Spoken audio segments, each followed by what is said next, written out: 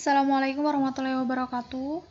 Di sini saya akan mempresentasikan makalah saya, yaitu untuk memenuhi tugas dari mata kuliah kewarganegaraan dengan judul Hak dan Kewajiban Warga Negara. Dosen pengampu Muhammad Abdillah Ihsan MA, penyusun makalah Anissa Damayanti dengan NIM 2001030404026. Yang pertama yaitu pengertian warga negara. Istilah warga negara dalam konteks kosakata bahasa Indonesia merujuk pada terjemahan kata citizen dalam bahasa Inggris atau citoyen dalam bahasa Perancis. Berawal dari konsep citizen inilah, kita bisa memberikan pemaknaan yang luas mengenai warga negara. Dengan mengkaji makna citizen nantinya, akan dapat diketahui bahwa istilah warga negara sesungguhnya belum cukup untuk mewakili konsep citizen. Istilah citizen secara etimologis berasal dari masa Romawi yang pada waktu itu berasal dari bahasa Latin yaitu civis atau civitas, sebagai anggota atau warga suatu city atau state. Selanjutnya, kata ini dalam bahasa Prancis diistilahkan citoyen yang bermakna warga dalam site atau kota yang memiliki hak-hak terbatas. Warga dan kota adalah suatu kesatuan yang bila ditelusuri secara historis bermula pada masa Yunani kuno, di mana warga adalah anggota dari suatu polis atau negara kota. Sedangkan dalam konteks Indonesia, istilah warga negara seperti yang tertulis dalam Undang-Undang Dasar 1945 Pasal 26 dimaksudkan bahwa warga negara adalah warga Indonesia asli dan bangsa lain yang disahkan undang-undang sebagai warga negara. Selanjutnya, dalam Pasal 1 Undang-Undang Nomor 22 Tahun 1958 dinyatakan juga dalam Undang-Undang Nomor 12 Tahun 2006 tentang Kewarganegaraan Republik Indonesia menekankan kepada peraturan yang menyatakan bahwa warga negara Republik Indonesia adalah orang-orang yang berdasarkan perundang-undangan atau perjanjian atau peraturan yang berlaku sejak proklamasi 17 Agustus 1945 sudah menjadi warga negara Republik Indonesia. Warga negara memiliki peran dan tanggung jawab yang sangat penting bagi kemajuan dan bangsa dan bahkan kemunduran sebuah bangsa. Oleh karena itu, seseorang yang menjadi anggota atau warga suatu negara haruslah ditentukan oleh undang-undang yang dibuat oleh negara tersebut. Status warga negara menurut Padmo Wahyono 1983. Ada 4 status menurut Padmo Wahyono. Yang pertama, status positif.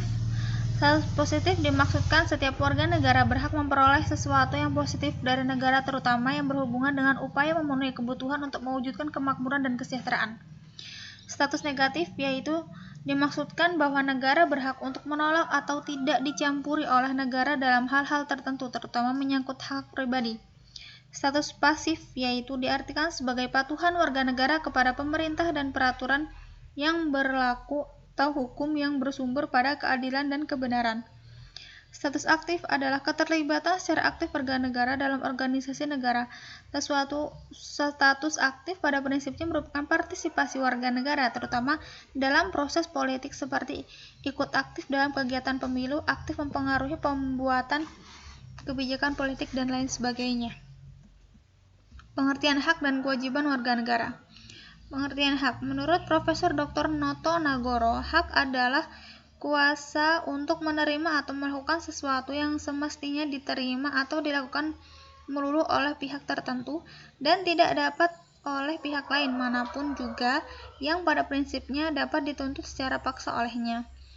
Menurut Profesor Dr. Noto Nagoro, wajib adalah beban untuk memberikan sesuatu yang semestinya dibiarkan atau diberikan melulu oleh pihak tertentu, tidak dapat oleh pihak lain maupun pada prinsipnya dapat dituntut secara paksa oleh yang berkepentingan. Sedangkan kewajiban adalah sesuatu yang harus dilakukan dengan penuh rasa tanggung jawab. Asas kewarganegaraan dibagi menjadi 2, asas ius sanguinis dan asas ius soli. Asas ius sanguinis yaitu keluarga negara seseorang ditentukan berdasarkan pada keturunan orang yang bersangkutan. Misalnya, seseorang dilahirkan di negara A, sedangkan orang tuanya berkewarganegaraan negara B, maka ia adalah warga negara B. Jadi, berdasarkan asas ini, kewarganegaraan anak selalu mengikuti kewarganegaraan orang tuanya tanpa memperhatikan di mana anak itu lahir. Asas ius soli atau asas kedaerahan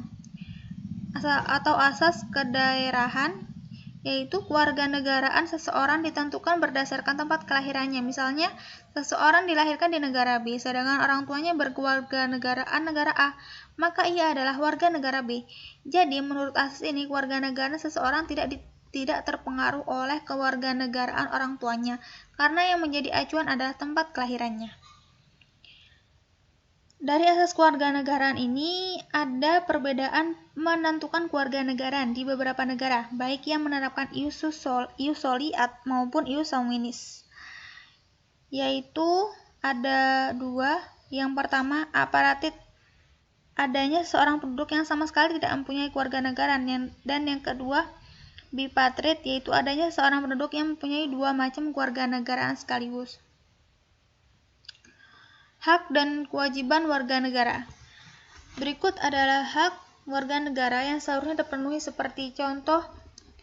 Yang pertama, pekerjaan dan penghidupan yang layak. Ada pada pasal 27 ayat 2.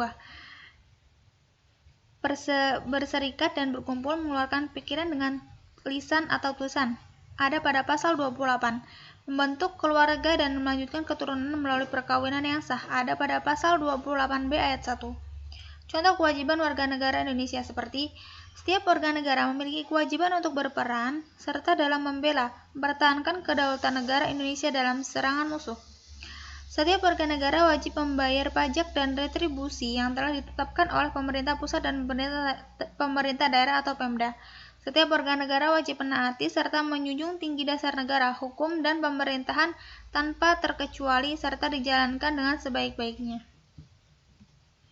Akibat hak dan kewajiban yang tidak seimbang, negara akan harmonis dan sejahtera bila masing-masing warga negara di samping mengerti dan memahami akan kewajiban dan hak-haknya secara tepat, juga tentunya dapat mempraktikkan dalam kehidupan berbangsa dan bernegara. Oleh karenanya, jika pelaksanaan hak dan kewajiban yang tidak seimbang akan berimbang dan berat sebelah menimbulkan pertikaian, konflik, permusuhan, dan kekerasan di tengah-tengah masyarakat kita. Sering terjadi konflik seperti misalnya upah minimal regional UMR, konflik dalam perusahaan, kekerasan antara anggota masyarakat dan aparat pemerintah, unjuk rasa tunjangan kinerja daerah atau TKD, unjuk rasa yang disebabkan kekerasan aparat pemerintah, dan masih banyak yang lainnya. Demikian presentasi dari saya, kurang lebihnya mohon maaf. Terima kasih. Wassalamualaikum warahmatullahi wabarakatuh.